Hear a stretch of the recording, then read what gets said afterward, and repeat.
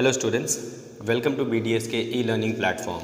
This is class 12th and we are reading Flamingo English textbook for class 12th. Now we are starting off with a brand new poem, the first poem of your Flamingo textbook. It says, My mother at 66. We are on page number 90.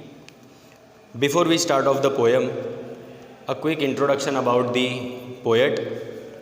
About the poet Kamla Das. My mother at 66 is written by Kamla Das. She was born in Malabar, Kerala. Kerala नाम की एक जगह है, वहाँ पर उनका जन्म हुआ था.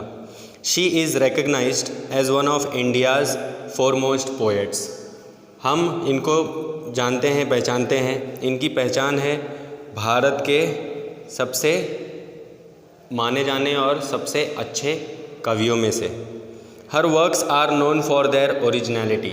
उनका काम हमें पता है, लोग जानते हैं असलियत के लिए. उनका काम ओरिजिनल होता है, कहीं से चुराया या कॉपी किया नहीं. वर्सेटैलिटी, जो उनका स्टाइल है, जो उनकी शैली है कविता लिखने की. And the indigenous flavour of the soil. Indigenous मतलब एक साथ, इकट्ठा, कभी ना छूटने वाला, कभी ना दूर होने वाला. Flavour of the soil. Soil मतलब मिट्टी, मिट्टी का जो फ्लेवर होता है, स्वाद. फ्लेवर मतलब स्वाद. Kamala Das has published many novels and short stories in English. Kamala Das ने पब्लिश किए हैं कई सारे नॉवेल्स और छोटी कहानियाँ इंग्लिश में. And Malayalam under the name Madhavi कुट्टी. माधवी कुट्टी नाम से एक इनका संग्रह है, उसमें इंग्लिश और मलयालम ये दो भाषाओं में इन्होंने छोटी छोटी कहानियाँ, कविताएं और लेख लिखे हैं. Some of her works in English.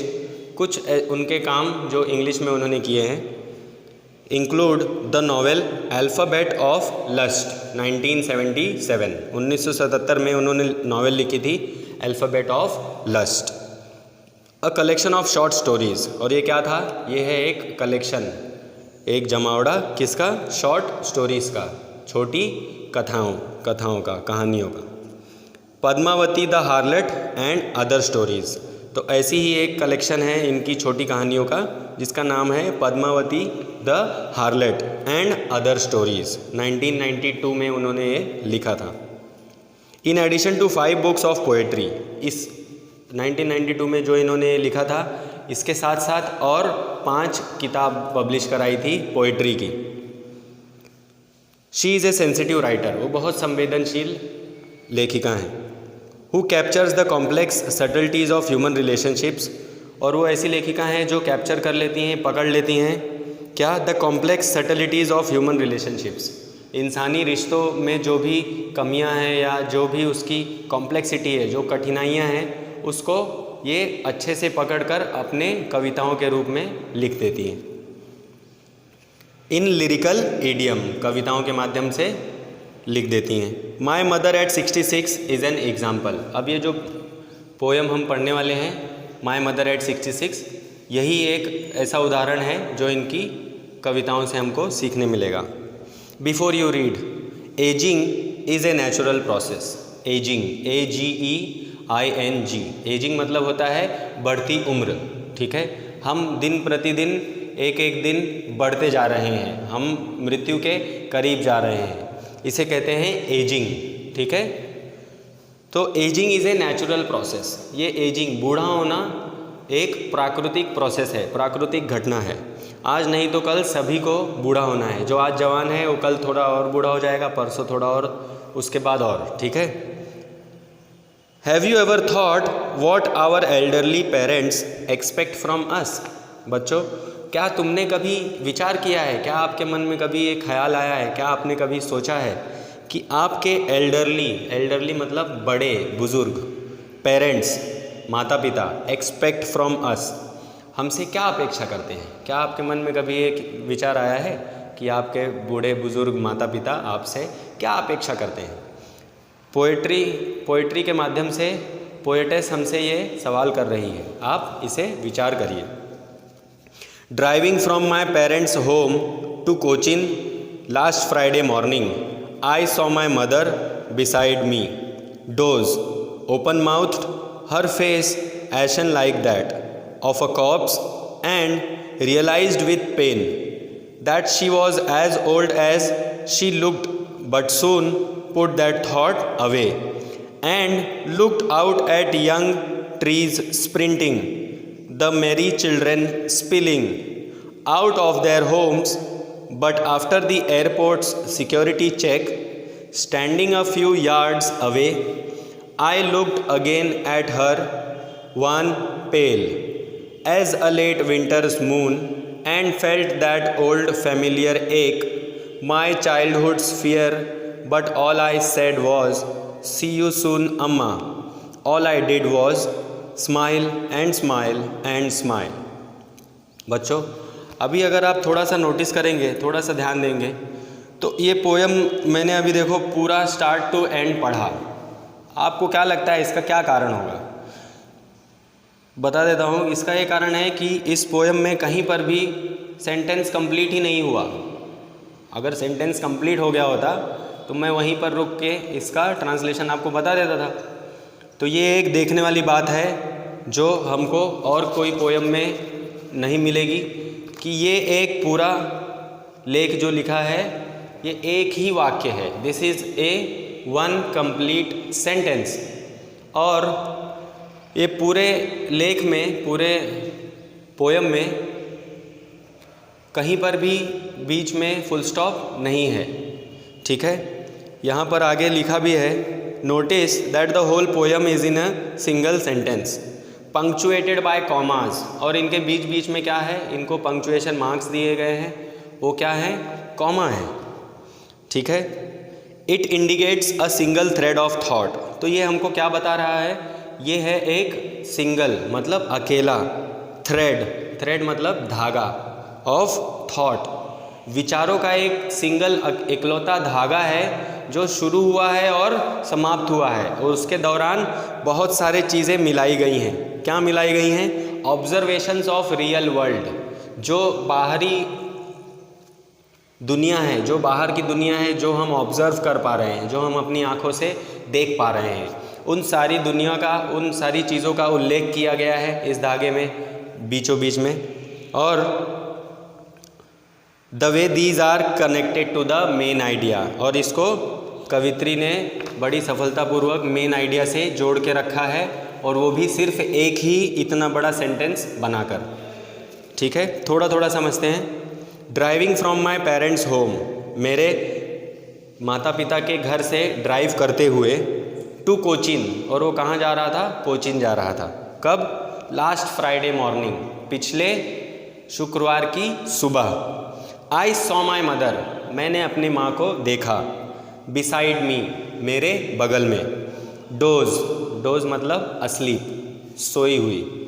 Open mouthed मतलब उनका मुंह थोड़ा सा खुला हुआ था। आपने देखा होगा कि बूढ़े बुजुर्ग लोग नाक से ठीक तरह से सांस नहीं ले पाते हैं, तो इस वजह से वो सोते समय अपना मुंह थोड़ा सा खुला रखते हैं ताकि वो सांस लेने में उनको दिक्कत ना हो। तो ऐसे ही इनकी माँ भी वहीं पर लेटी हुई थी, इनका मुंह थोड़ा सा खुला हुआ था। Her face ashen like that of a corpse, वो कहता है उनका चेहरा ऐसा लग रहा था जैसे कोई एक मृत शरीर है। ठीक है, कॉर्प्स मतलब कंकाल या मृत शरीर। एंड रियलाइज्ड विथ पेन, वो कहता है और ऐसा देखकर मुझे एहसास हुआ that she was as old as she looked. ठीक है, वो कहता है और मुझे ये दुख भरा एहसास हुआ कि जितनी बूढ़ी वो दिख रही है उतनी बूढ़ी वो वास्तव में है भी। ठीक है, as she looked but soon put that thought away, लेकिन जितने जल्दी ये ख्याल उनके मन में आया था कवित्री के, उतने ही जल्दी उन्होंने इस ख्याल को अपने से दूर कर दिया। एंड लुक्ड आउट, और वो अपने गाड़ी से बाहर देखता है। एट यंग ट्रीज स्प्रिंटिंग, और वो देखता है गाड़ी के बाहर जवान पेड़, यंग ट्रीज बहुत नए नए पेड़ स्प्रिंट कर रहे थे। Sprint is a race. ठीक है, स्प्रिंटिंग मतलब भागना, बीच में कुछ अड़चन आ जाए तो उसे कूद कर लांग कर दौड़ना, उसे कहते हैं स्प्रिंट। तो यहाँ पर ये कहता है ट्रीज स्प्रिंटिंग, पर क्या वास्तव में पेड़ पौधे ये एक जगह से दूसरे जगह पर जा सकते हैं, रेस कर सकते हैं, स्प्रिंट कर सकते हैं? तो आपको क्या लगता है कि क्यों लेखक ने ऐसा कहा है, कवित्री ने ऐसा क्यों कहा है? ऐसा इसके लिए कहा है क्योंकि उस समय कवित्री गाड़ी से चल रही है। यहाँ पर क्या लिखा है, driving from my parents home, ठीक है। तो जब आप गाड़ी में बैठे होते हो तो आपको क्या दिखता है, आप क्या ऑब्जर्व करते हो? आसपास के जो पेड़ हैं, घर हैं, दुकानें हैं, वो पीछे की तरफ भागी जा रही हैं, पर वास्तव में क्या वो लोग हिल रहे हैं, चल रहे हैं? नहीं। It is the motion of your vehicle which makes it appear as if they are sprinting. यही वाले भाव को कवित्री यहाँ बताना चाहती है कि चल वो नहीं रहे थे, चल तो मैं रही थी, लेकिन ऐसा लग रहा था मानो वो भाग रहे हैं, स्प्रिंट कर रहे हैं, दौड़ रहे हैं। The merry children spilling out of their Holmes.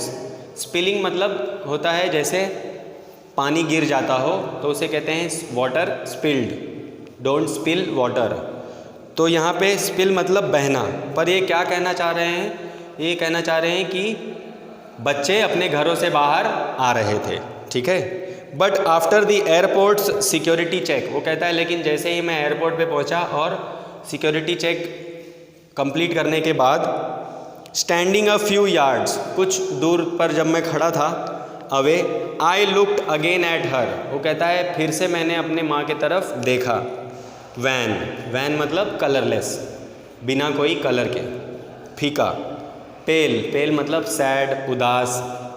As a late winter's moon, और उनका चेहरा ऐसा हो गया था जैसे मानो सर्दियों की देर, मतलब सर्दियों की आखिरी में चंद्रमा की जैसी शक्ल हो जाती है, वैसी ही शक्ल इनके मम्मी की हो गई थी।